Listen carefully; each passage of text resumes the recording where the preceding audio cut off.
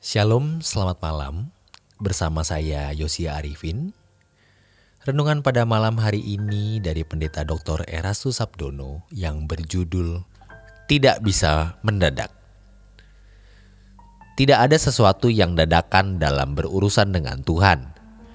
Tuhan sangat ketat dalam menegakkan hukum dan tatanannya, yaitu lewat proses. Dalam penciptaan alam semesta, tampak Tuhan menunjukkan tatanannya, hukum dari apa yang Allah tetapkan. Allah menciptakan alam semesta dalam beberapa hari secara bertahap dan sistematis. Dalam sejarah kerajaan Allah yang tertulis di dalam Alkitab, kita menemukan proses-proses kehidupan yang dijalani oleh kekasih-kekasih Tuhan, baik itu oleh Yusuf, Abraham, Musa, Daud, dan lain sebagainya. Ketika Yesus berkata di Matius 6 ayat 19-21, kumpulkan harta di surga, itu secara tidak langsung hendak menunjukkan adanya proses, yaitu proses pengumpulan, penumpukan atau akumulasi. Roma 12 ayat 2 mengatakan berubahlah oleh pembaharuan budimu. Ada satu kata dalam bahasa Inggris transformation, yang di dalam bahasa Yunaninya metamorphose, yang kemudian di dalam bahasa Indonesia kita mengenal satu kata metamorfosa. Artinya sebuah proses perubahan. Jadi tidak ada yang sifatnya dadakan. Kita tidak bisa secara mendadak masuk surga. Kita bisa masuk surga dan layak di hadapan Allah harus melewati proses. Memang ada satu fragmen di dalam Injil yang sering dipahami salah, yaitu ketika Yesus di kayu salib. Yesus berkata kepada salah satu penjahat yang membela Yesus, "Hari ini engkau bersama dengan aku di Firdaus." Ayat ini dipelintir oleh iblis dan melalui mulut banyak orang yang tidak mengenal kebenaran, seakan-akan orang bisa masuk surga secara mendadak. Penjahat itu bukanlah pria sembarangan. Buktinya ia mengerti bahwa Yesus akan datang sebagai raja. Dia tidak minta seperti penjahat yang satunya agar ia diturunkan dari salib. Bahkan ia membela Yesus.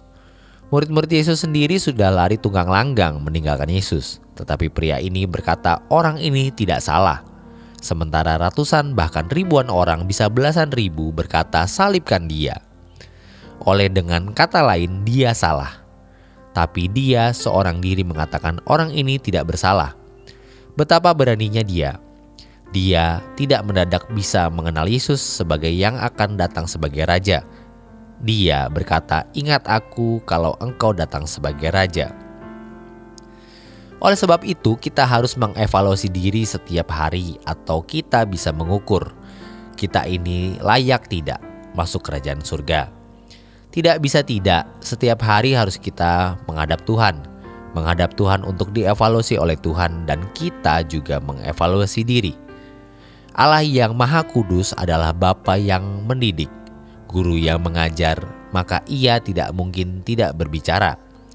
Kalau bodoh atau pintar, cakap atau tidak, layak atau tidak, kudus atau tidak, bagaimanapun keberadaan kita, sesungguhnya tidak mungkin Tuhan tidak berbicara. Bahkan kalau kita ingin tahu sedetail-detailnya atau sekecil-kecilnya, dia juga pasti berbicara. Kalau kita tidak pernah mengenal diri kita dengan benar, itu memang karena kita tidak serius berurusan dengan Allah.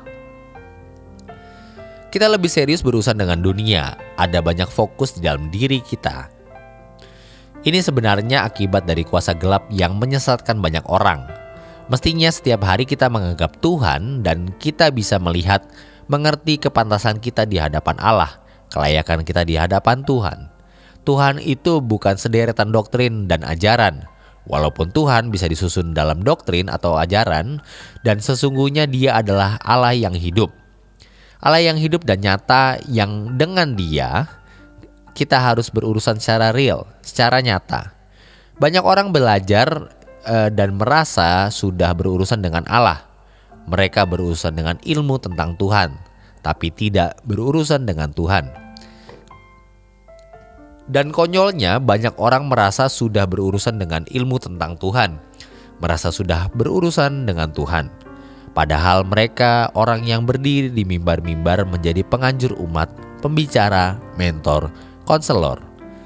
Betapa mengerikan masa depan kekristenan. Itu semua adalah tipu muslihat iblis yang harus kita akhiri.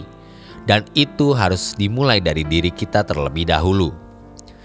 Banyak orang memberikan porsi yang sangat sedikit, sangat kecil, ruangan yang sangat sempit untuk Tuhan, tapi memberikan ruangan seluas-luasnya untuk banyak hal.